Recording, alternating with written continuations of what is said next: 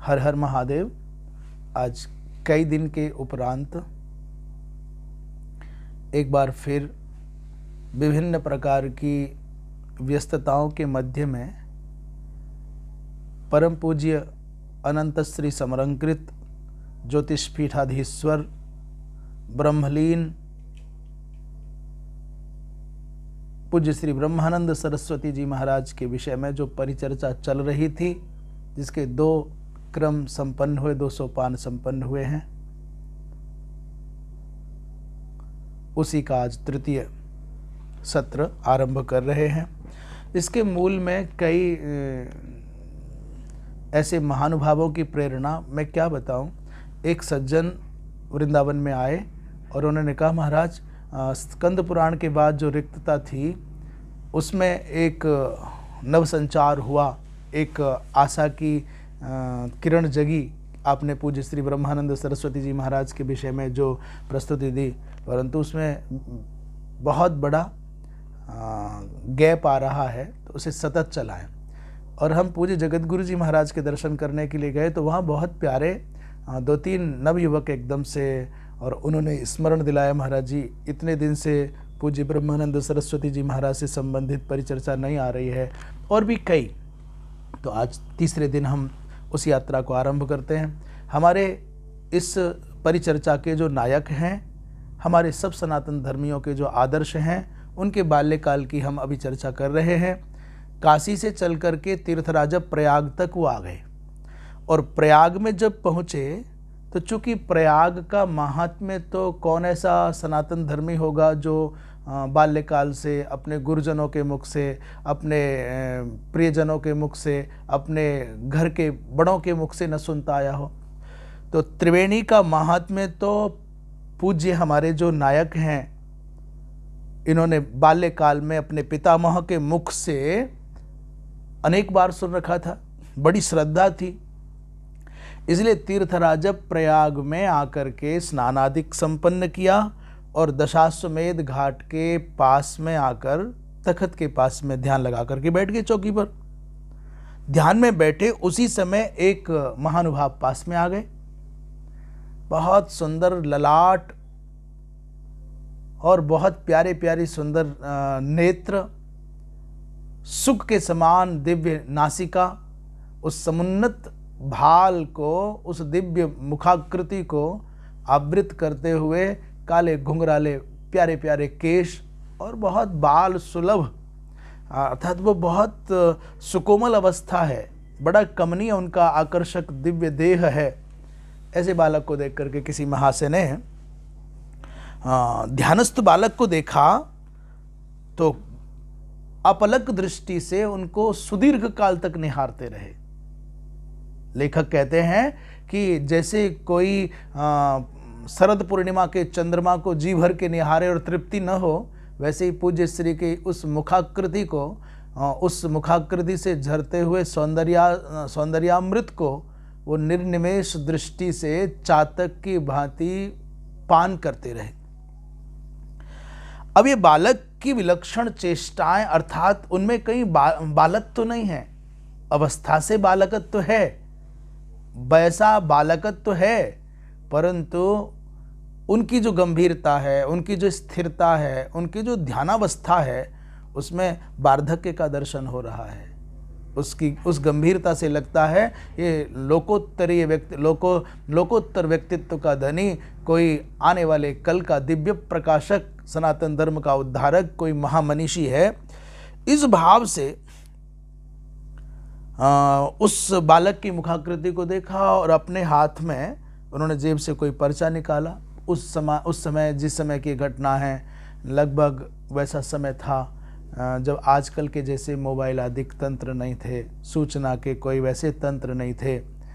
तो जब किसी खोए हुए व्यक्ति के विषय में कोई प्रयत्न किया जाता था, तो क्या कहते हैं उसको, कोई पर्ची वगैरह और कुछ आकृति जैसी बना करके तत्त स्थानों पर थाने आदि में बांटी जाती थी। तो इनकी गुमशुदगी एक शब्द है उर्दू में, खोए हुए व्यक्ति को पुनः खोजने का प्रयत्न करने की कोई प्रक्रिया। उसको निकाल करके मुखाकृति का मिलान किया और संभावनाओं को देखा।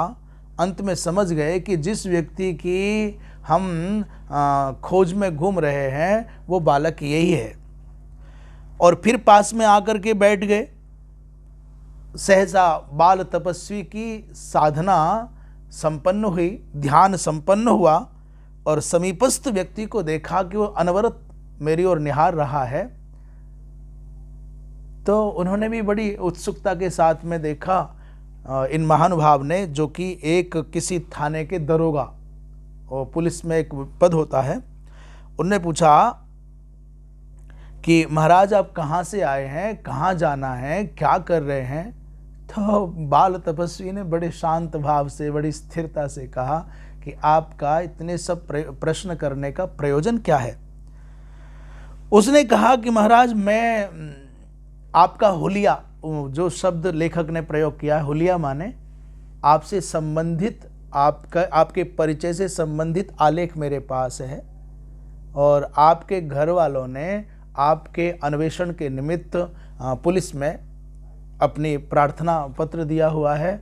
मेरे पास में आपका नाम, आपके पिताजी का नाम, आपकी मुखाकृति का एक रेखा चित्र वो है। तो मैं समझता हूँ कि अनुमान से आप वही हैं जिसकी हम खोज में हैं। तो बाल तपस्वी ने कहा कि भाई आप कौन हैं। तो उस सज्जन ने उत्तर दिया मैं पुलिस का दरोगा हूँ। बाल तपस्वी ने पूछा फिर हमसे क्या चाहते हैं प्रभु। प्रयाग में जब आए हैं तो प्रयाग की महिमा से संबंधित कह रहे हैं, पाप राशि संत्रास धो हंस होत जह काग। ये तीर्थराज प्रयाग की महिमा है। पाप राशि संत्रास धो हंस होत जह काग और संगम तीर्थ राज में पहुँचे पथिक प्रयाग। संगम तीर्थ राज में पहुँचे पथिक, ये हमारे जो नायक हैं जिनकी परिचर्चा चल रही है, प्रयाग में पहुँच गए। दरोगा ने कहा कि आपके नाम का हुलिया है महाराज, आप घर से भाग आए हैं। बाल तपस्वी ने कहा भाई अधिक बातों की तो क्या आवश्यकता है, आप हमसे क्या चाहते हैं। आप यदि किसी विधान से बंधे हुए हैं, किसी कानून से बंधे हुए हैं, किसी नियम से बंधे हुए हैं, अधिक क्या करेंगे। हमारे घर वालों को सूचित कर दिया जाए कि हम यहाँ पाए गए हैं, पकड़े गए हैं। तो दरोगा ने कहा हाँ सूचना तो हम कर ही देंगे, परंतु आप घर से क्यों चले आए महाराज ये तो बताओ। इतनी छोटी सी अवस्था, अभी खाने और खेलने का समय है, ये कोई उम्र बाबाओं के जैसे तपस्या करने के लिए थोड़ा ना है। तो बाल तपस्वी ने कहा भाई प्रश्न तो आपका अच्छा है, घर से क्यों चले आए, परंतु हम आपसे पूछें कि आप ही घर में क्यों रहते हैं। घर ऐसी कौन सी जगह है कि जहाँ से आ जाना बुरा है और जहाँ रहना बहुत अच्छा है। दरोगा बेचारा उस बाल तपस्वी की निश्चल वाणी से, निष्कपट वाणी से, सम्मोहन करने वाली उस सुमधुर वाणी से ऐसे अभिभूत हो गया कि भूल गया कि मैं भी कोई पदासीन पदाधिकारी, कोई दरोगा हूँ। छोटे से बच्चे के मुंह से दर्शन शास्त्र का ऐसा निगूढ़ प्रश्न सुना कि भाई घर से आ जाना इतना बुरा है जो आप समझ रहे हो, तो घर में रहना कितना अच्छा है ये भी तो बताओ। आधार क्या है आपके इस विचार का। बुद्धि चकरा गई, दरोगापन जाता रहा, आवाज में नरमी आ गई। उसने कहा घर में तो सभी रहते हैं महाराज, घर में सब रहना चाहते हैं क्योंकि घर में आराम है। घर के आराम को छोड़ करके आप कितनी कठिनाई से न भोजन करने का कोई ठिकाना, न विश्राम का कोई ठिकाना, और न कितना भयावह जंगल में आप बड़ी भ्रमण कर रहे हैं, मारे मारे फिरते हैं। इसका कारण क्या है। तो बाल तपस्वी ने कहा महाराज दरोगा जी अपना काम करो। करोड़ों करोड़ों जन्मों से अनेक अनेक प्रकार के निलय, अनेक अनेक प्रकार के निकेतन, अनेक अनेक प्रकार की सुख सुविधाएं भोग करके हार गए हैं हम। आज तक किसी को उस घर में सुख मिला हो, उस गृहस्थी के बंधन में किसी को आराम मिला हो, तो बाबा हमको नहीं लगता कि कहीं मिला है। तुमको तुम्हारा घर भला और हमको हमारा जंगल भला। आप घर का आनंद लो और हमको माँ गंगा की गोद में, गंगा के तट में, इसी रेती में, एकांत में, दोपहरी में, निर्जन नीरव स्थली में हमको आनंद लेने दो। आप अपना काम करो, हमको हमारा काम करने दो। क्यों? क्योंकि आप इस एकांतिक आनंद का लाभ ले नहीं सकते। आपको संसार के बंधनों में जकड़े रहने पर सुख की अनुभूति होती है, और हमको उन्मुक्त गगन के नीचे, धरती का जहां बिछौना हो, आकाश का जहां ओढ़ना हो, न कोई बंधन और न कोई बाधा हो, हमको ये वातावरण अच्छा लगता है। इस बालक के मुख से ऐसी अद्भुत बातें सुनकर के महाराज दरोगा तो चरणों में दंडवत की मुद्रा में लेट गया। अपने समग्र जीवन का अनुभव उस दरोगा को लग रहा है इस छोटे से बालक की इस पवित्र विचारधारा की गंगा में सब विलीन हो गया। महाराज आपकी उम्र बहुत छोटी है। उसने श्रद्धा पूर्वक निवेदन, आंखों में श्रद्धा के भाव हैं, कुछ कुछ आंखें नम हो गई हैं, और कुछ लग रहा है इस छोटी सी अवस्था के इस पवित्र विचारात्मक अनुभव के सामने मेरे जीवन का जितना भी जो कुछ मैंने पाया है वो सब तुच्छ है। और सच है, त्याग के सम्मुख सदा संग्रह ने सर झुकाया है, वैराग्य के सम्मुख सदा राग ने दंडवत की है। संग्रह कभी किसी व्यक्ति को सुख न दे सका और न दे सकेगा, और विरक्त नितांत एकांत में रहने वाले और अचाह के साथ, अनपेक्षा के साथ, अर्थात किसी से कोई अपेक्षा न रखने वाले उस विरक्त एकांतिक जीवन जीने वाले साधक के सम्मुख बड़े बड़े सम्राटों ने अपने मुकुट चरणों में समर्पित कर दिए हैं। तो त्याग की महिमा है। इसलिए वो दरोगा बड़े आश्चर्य के साथ में बार बार उनको देख रहा है, प्रश्न पूछता है, नमन करता है। कहा, महाराज आप बहुत छोटे हो पर आपकी बातें बहुत बड़ी बड़ी हैं। दरोगा ने जब ऐसा कहा तो बड़े मंद मुस्कुराहट के साथ में कहा कि हम छोटे हैं पर आप तो बड़े हैं। माना आपके अनुसार हम छोटे हैं पर आप तो बड़े हैं, पर आपकी बातों में कोई बड़ापन दिखता नहीं। दरोगा जी, हमको छोटा कहते हो, आप आज तक ये समझ न पाए कि वास्तविक बंधन क्या और मुक्ति क्या है, वास्तव में आनंद क्या है, सुख क्या है, दुख क्या है, आपको कुछ खबर नहीं है। ऐसा तो उस दरोगा ने कहा कि महाराज आपको पता है, इतने बड़े परिवार में आपका जन्म हुआ है और आज अनाथ की भांति कोई भोजन के लिए पूछने वाला नहीं है, कहीं रहने का ठिकाना नहीं है। तो महाराज श्री जी ने, पथिक ने कहा कि भाई कौन अनाथ है कौन सनाथ है इसका निर्णय तुम नहीं कर सकते। हमारे नाथ विश्वनाथ हैं। जिसका पालन करने वाला विश्वनाथ हो वो अनाथ कैसे हो सकता है? क्या माता च पार्वती देवी, पिता देवो महेश्वरः और बांधवाः शिव भक्ताश्च स्वदेशो भुवनत्रयम्। आपको कैसे लगा कि हम अनाथ हैं? कौन करे निर्णय यहां कौन अनाथ सनाथ? कौन करे निर्णय यहां कौन अनाथ सनाथ? और मुक्त बद्ध मानस दशा, ये कौन मुक्त है कौन बधा हुआ है? ये मानस माने मन की दशा है। मुक्त बद्ध मानस दशा और मन अर्पित हरि हाथ। हम जिस मन के कारण मुक्ति और बंधन का अनुभव करते हैं वो मन हमने भगवान के हाथों में अर्पित कर दिया है। तो कौन करे निर्णय यहाँ कौन अनाथ सनाथ? कौन करेगा निर्णय कौन अनाथ है कौन सनाथ है? ये जो बंधन और मुक्ति का निर्णय करने वाला है वो मन है, और उस मन को हमने भगवान के हाथों में अर्पित कर दिया। तो हमारे नाथ तो विश्वनाथ है, हमारे नाथ तो भगवान है, हमारे नाथ तो नारायण है, इसलिए हम अनाथ नहीं हो सकते। और अनाथ शब्द का बहुत प्यारा अर्थ हम कहना चाहेंगे। अ शब्द अवर्ण का अर्थ है वासुदेव, अकारो वासुदेव स्यात्। अकार क्या है? भगवान नारायण, भगवान वासुदेव, भगवान विष्णु। तो अ माने अकारः वासुदेवः एव नाथो यस्य, भगवान नारायण ही जिसके नाथ हैं, तो वो नाथ माने इसलिए अनाथ और सनाथ की तुम्हारी परिभाषा हमारे गले नहीं उतरती। ऐसा उस बाल तपस्वी ने दरोगा को कहा तो दरोगा बेचारा प्रश्न करना तक भूल गया।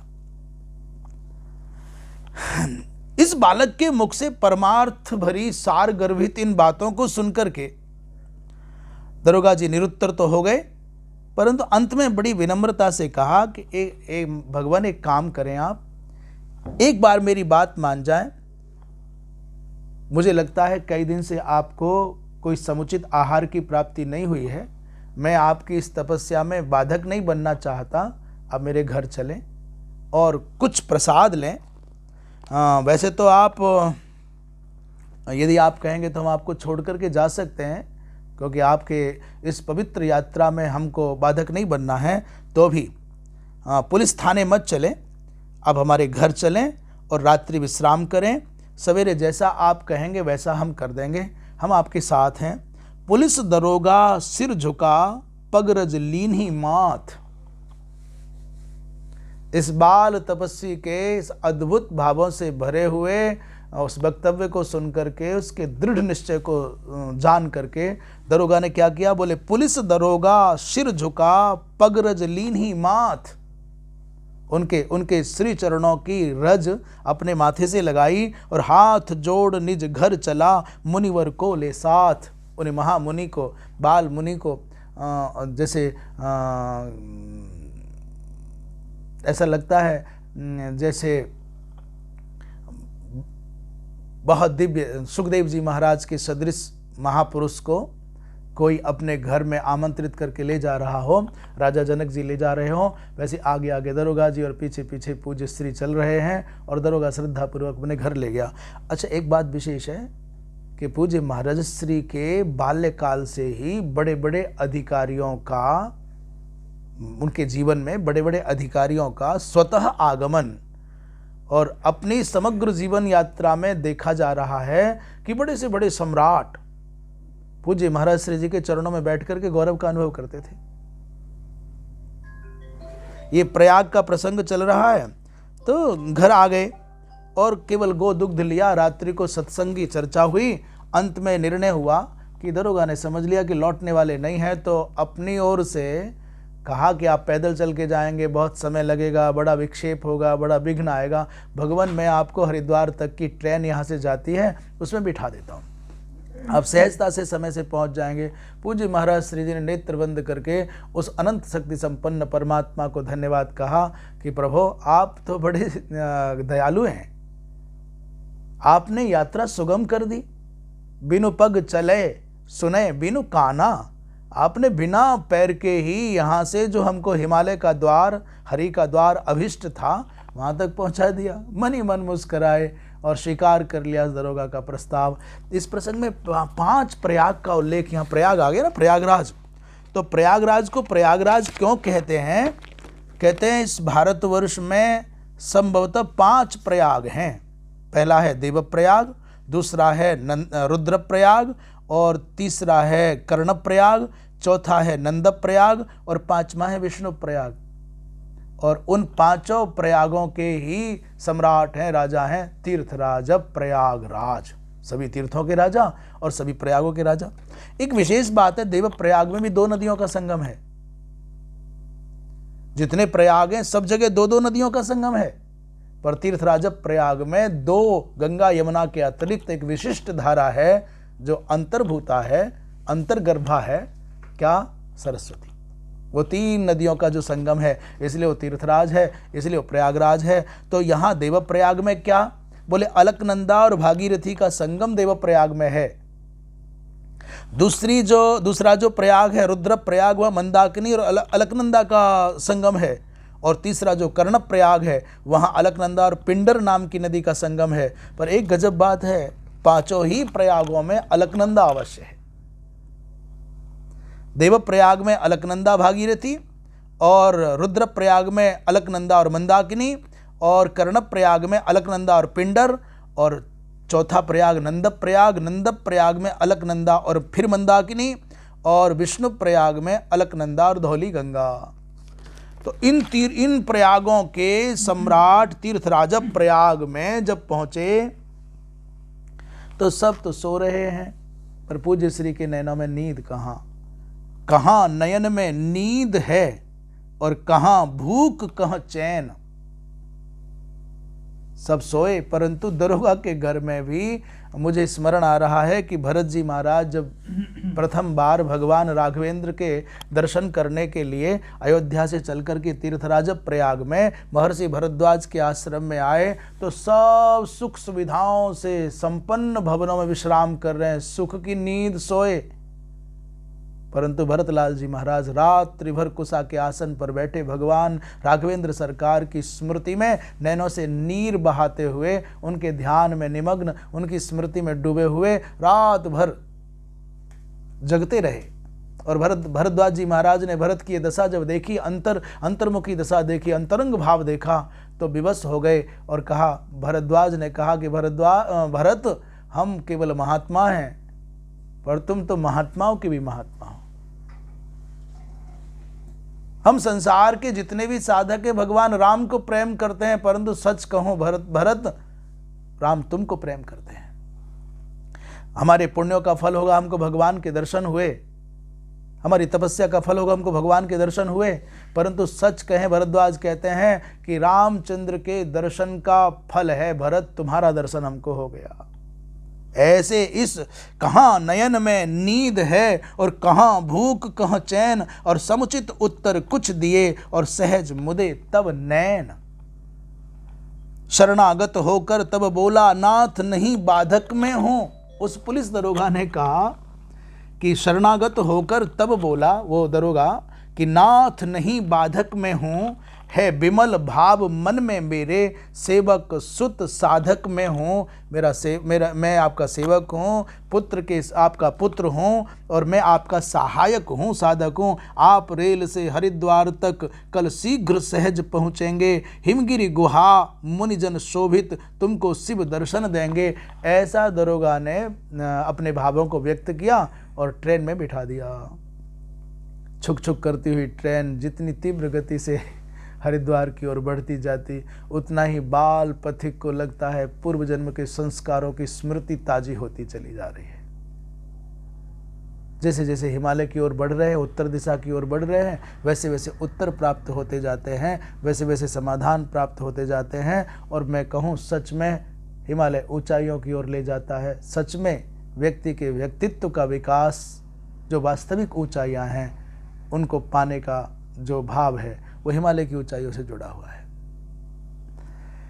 जब हिमालय की उस अद्भुत भाव भंगिमा के पवित्र शीतल समीर के झोंके उनको स्पर्श करने लगे, प्रत्यक्ष अनुभूति होने लगी, तो क्या कहना है। हरिद्वार में पहुंच करके स्टेशन से भगवती माँ गंगा में अवगाहन किया, माने जैसे बरसों से बिछड़ा हुआ कोई बालक अपनी माँ से मिलने के लिए आया हो। जी भर के जन्म जन्म की प्यास बुझाई उस पवित्र गंगोदक से, जिस गंगा जल के स्पर्श को पाने के लिए बड़े बड़े ऋषि मुनि तरस जाते हैं। जिस गंगा जल का संस्पर्श पा करके सगर के 60,000 पुत्रों का उद्धार हुआ, जिस गंगा का दर्शन करके, जिस गंगा जल का पान करके, जिस गंगा जल का स्पर्श करके, अवगाहन करके कोटि कोटि मुनिजन अपने जीवन को धन्य मानते हैं, उस भगवती भागीरथी में स्नान किया। बाधक साधक बन गया और हुआ विलक्षण खेल, और पुलिस दरोगा आप ही बैठा आया रेल।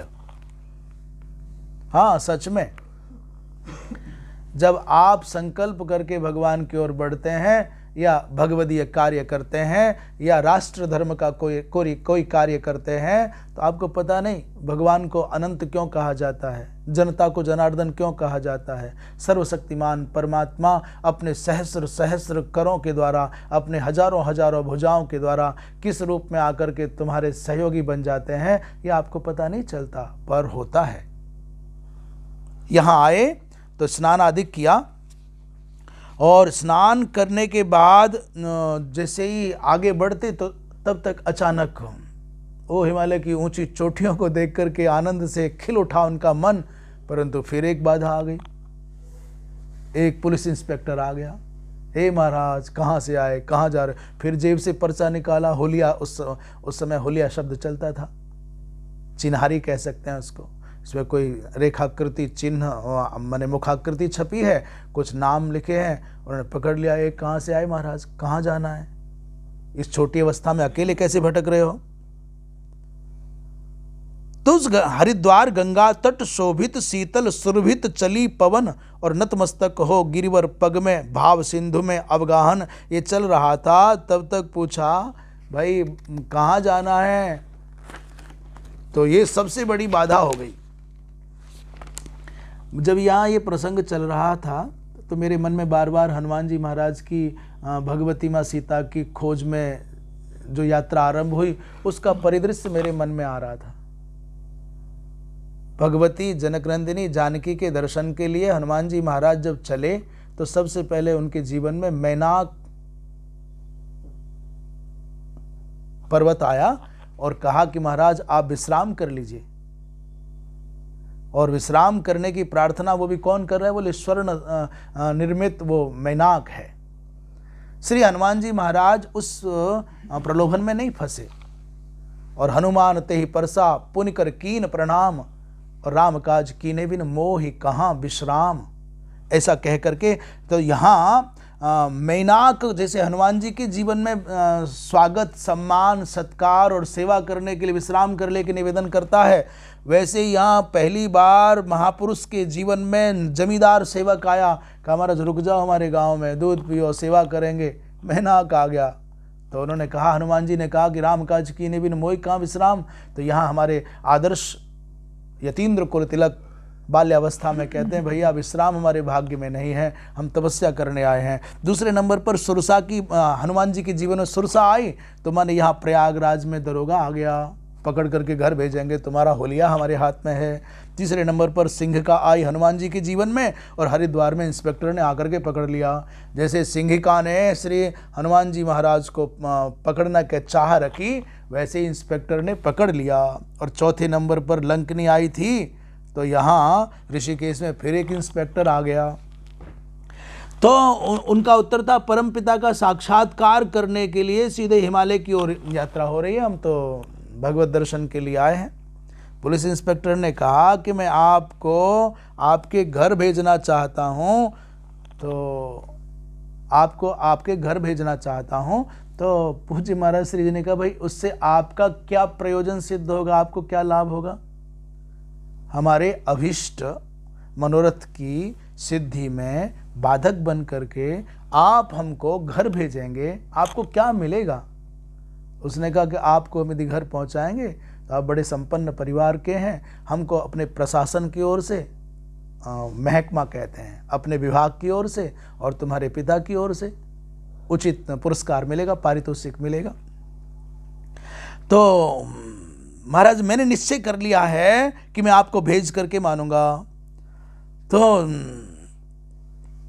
उन्होंने कहा ठीक है भाई तुम्हारा काम करो, पर मेरा दृढ़ निश्चय है यदि आप अपने अधिकारों का दुरुपयोग करके मुझको वापस घर भेजोगे तो फिर मैं आऊंगा। हाँ, मैं फिर लौट करके आऊंगा, मैं रुक नहीं सकता।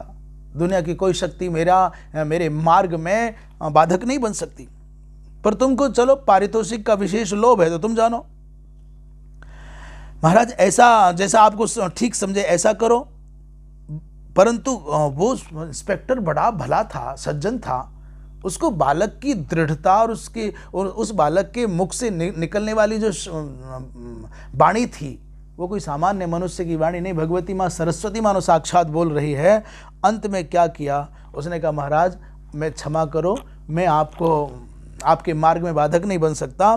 शतधा साधक को देनी है प्रतिदिन प्रतिपल सतत परीक्षा। शतधा माने सैकड़ों प्रकार से, शतधा साधक को देनी है प्रतिदिन प्रतिपल सतत परीक्षा। और शिक्षा ही असफलता होवा, शिक्षा हो असफलता होवा, कभी सफलता कभी प्रतीक्षा।